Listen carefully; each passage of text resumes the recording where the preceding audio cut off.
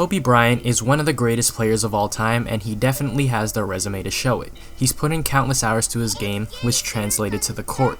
He's gotten the respect from his peers, from LeBron, to D. Wade, to Magic Johnson saying he's the greatest Laker of all time, and even Michael Jordan, the greatest player of all time, saying that Kobe Bryant is the only player who has a chance to beat him one-on-one.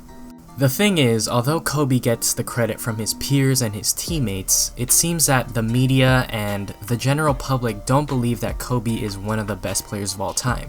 In fact, there are numerous articles stating that he's overrated, that he's not even in the top 10, he's not even in the top 15, and that he shouldn't even be in the GOAT conversation with the likes of LeBron and Jordan. And look, I'm not gonna say that Kobe is the greatest of all time and that he was the perfect NBA player, because he was still far from it, and many are still far from it, but Kobe is still one of the greatest players of all time, and it saddens me to see that he's getting disrespected since his retirement. And in this video, I'm gonna be talking about some of the arguments people have against Kobe, and I'm gonna be trying to discredit them as best as I can. And look, if you're a Kobe fan, like this video, hit the subscribe button, and turn on post notifications, and comment down below what you think is Kobe's best attribute as a player. And with all that being said, let's jump into the first topic of the video. People knock Kobe down because of his efficiency. And look, I know Kobe wasn't the most efficient player in his career, shooting 44.7% and 32.7% from the three-point line, but I think we gotta give him a break here. When you look at Kobe's roster from the 04-05 season up until the 06-07 season, what is one thing that you see, the one constant thing? It's that Kobe Bryant is the only perimeter player, the only perimeter shot creator that the Lakers had. And in terms of playmaking, him and Lamar Odom were the only playmakers, the only solid playmakers on that team. So with that being said, Kobe is the only shot creator on his team, the only perimeter playmaker on his team. What do you think NBA teams would have thought when they were going to play the Lakers? Of course, their game plan on defense was to double or even triple team Kobe. I mean, let's look at it again. Who is Kobe going to dish the ball to? When he's being doubled, is he going to let Smush Parker take an open jump shot? I don't think so. Is he going to dump it off in the low post to the ever so great Kwame Brown, the legendary Kwame Brown? Hell no. Is he going to give it to Chris Mim? No, most definitely not. Is he going to kick it to Brian Cook? Not a chance. And now let's look at the 07-08 season, when Kobe had a very solid supporting cast of Pau Gasol, Andrew Bynum, Lamar Odom, Derek Fisher, Shannon Brown, Jordan Farmar, Trevor Ariza, Metta World Peace, that era. Let's look at that era. With better teammates, in the 07-08 season, Kobe shot 45.9%. The season after, he shot 46.7%. In the season after, he shot 45.6%. And in the season after, he shot 45.1%. What do you notice? Kobe's field goal percentage is going up because he has a supporting cast to play with. And still, even with this solid supporting cast, look at the perimeter players Kobe had to play with during this era. He had to play with Sasha Vujacic, Derek Fisher, Ron Artest, Trevor Ariza, Jordan Farmar, Shannon Brown, Luke Walton, Adam Morrison. And what's the one common thing between all these guys? It's that they can't really create their own shot. They're solid spot-up shooters, but they're not really shot creators. Aside from Pau Gasol and perhaps Andrew Bynum or Lamar Odom, it was Kobe who was relied on to take most of the tough shots for the team when they needed it most. And looking at his teams from 2010-11 up until his last elite season in 2012-13, Kobe saw more of the same. He had to play with people like Steve Blake, a ran-down Steve Nash, a run-down Pau Gasol, an injured Dwight Howard, a run-down Ron Artest, Ramon Sessions of all people. I mean, look, Kobe was the only creator throughout his years in LA. And to prove it even further that Kobe was far from inefficient, let's look at some other players. Ray Allen, one of the greatest shooters of all time, if not the greatest shooter of all time, 45% from the field. Carmelo Anthony, one of the best well-rounded scorers of his era, 45% from the field. Paul Pierce, known as a clutch player, a supreme shooter, and an all-around great shot creator, 44.5% from the field. Allen Iverson, the one-man wrecking crew in a similar situation to Kobe, 42.5%. And Bill Russell, a center who played in an era of what many people call plumbers, shot 44% from the field. I mean, why do they not get any criticism, but Kobe does? And if you're still not convinced after that, let's look at true shooting percentage, which is a more accurate representation of a player's ability to shoot the ball, combining field goal percentage, free throw percentage, and 3-point percentage as one category instead of separate ones.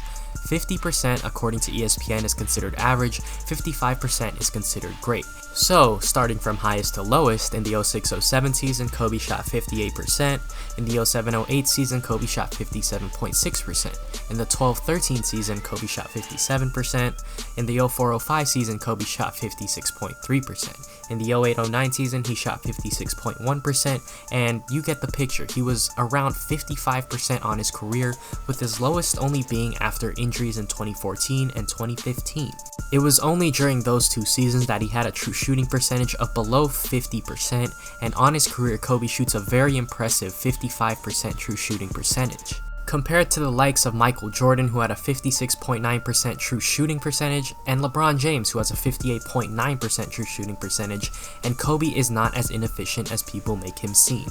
Another thing people discredit Kobe for is actually his passing, which many people call him a ball hog because of those pictures of him shooting over 5 people, whatever. The fact of the matter is that Kobe was a very good passer for his position. Looking at the numbers, Kobe is 31st all time when it comes to assists, with 6,306 assists on his career. And while it doesn't seem impressive at face value, narrow it down to the shooting guard position. When you do this, Kobe ranks first all time in assists for all shooting guards to ever play the game, which is impressive for someone who's consistently been cited as a ball hog in a position that isn't mainly known for its passing. Another thing to note is that Kobe played under Phil Jackson, who is notorious for using the triangle system, and in the triangle system, assists are spread around evenly throughout everyone, not just the point guard. And yet, even with the assists being spread around, Kobe, in 11 of his 20 seasons on the Lakers, led his team in assists per game. However, when the team needed him to run the show, he did show that he was a very good passer, or even an elite passer to an extent. For example, the 2012-13 season, Kobe's final great season. Kobe had 11 games between 10 to 14 assists that season, and he had 43 games of 5 to 9 assists. The thing with Kobe is that during his career, he was asked to score the ball rather than pass it, but he definitely had the passing skill in his arsenal. Another thing people like to discredit Kobe for is his 5 championships, saying that the first 3 he was carried by Shaquille O'Neal, one of the best centers at the time, if not the best center at the time.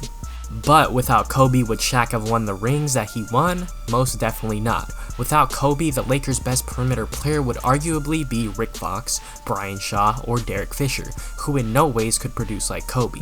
And it's not like Kobe didn't carry his fair share of the load for the Lakers. I mean, during the championship runs, Kobe put up 21.1 points, 29.4 points, and 26.6 points respectively, while being the Lakers' best perimeter playmaker and the Lakers' best perimeter defender. I mean, was Wade carried by LeBron in 2011-12 when he put up 22.8 points per game? No, he was a solid contributor. The same can be said for Stephen Curry in 2016-17 when he put up 28.1 points per game, and 2017-18 when he put up 25.5 points per game. Was he carried by Kevin Durant? No, he was a very integral part of their team. The same can be said for Scottie Pippen in their first championship for Chicago in 1990-91. He put up 21.6 points per game while being arguably the best perimeter defender on the team. But was he carried by Jordan? Most definitely not. Also, many NBA teams who have won the finals have had a dynamic duo of some sorts, with the exception of Dirk's Mavs in 2011. I mean, Jordan had Pippen, LeBron had Wade and Bosh, Kyrie and Love.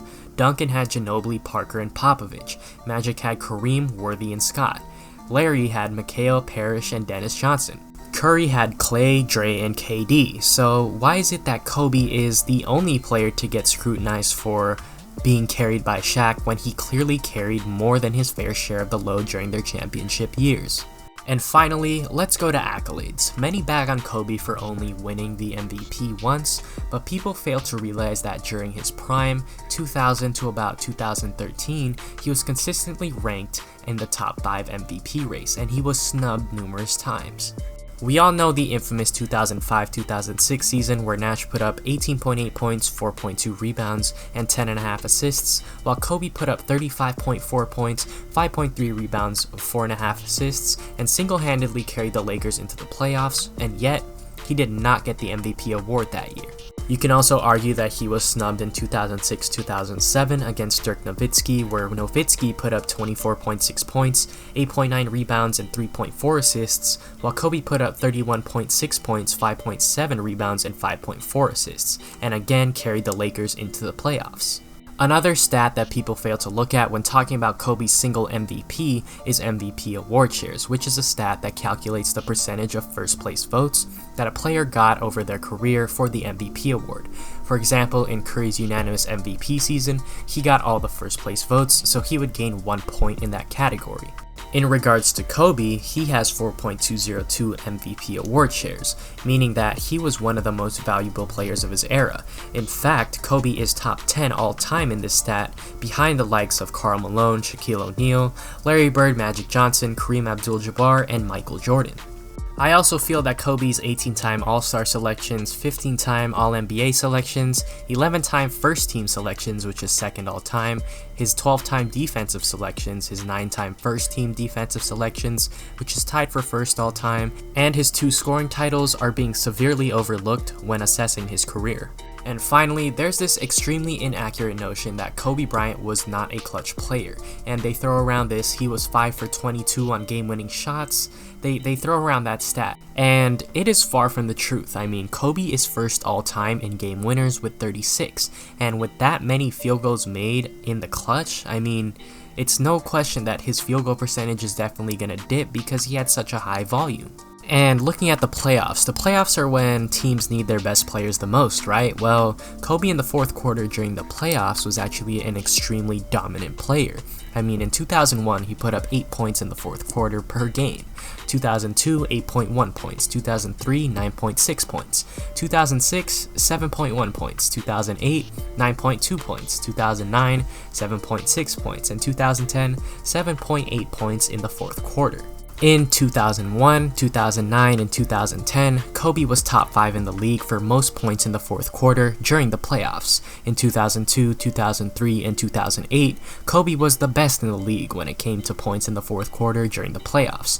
And in 2001, 2002, he was the best in the league when it came to true shooting percentage during the playoffs. But with all that being said, thank you very much for watching the video. I know it was an extremely long one, but I had to give my man Kobe some credit because he's been getting a lot of hate since his retirement, and I don't really appreciate that, I'm not gonna lie. Kobe is my favorite player of all time, so you know I had to defend him. With all that being said, let me know in the comments below if you think I got anything wrong about Kobe, or if you think I got everything perfectly right, which I highly doubt. But thank you for watching, like the video, subscribe, and hit the notification bell, and with all that being said, have a good day, or night, wherever you are.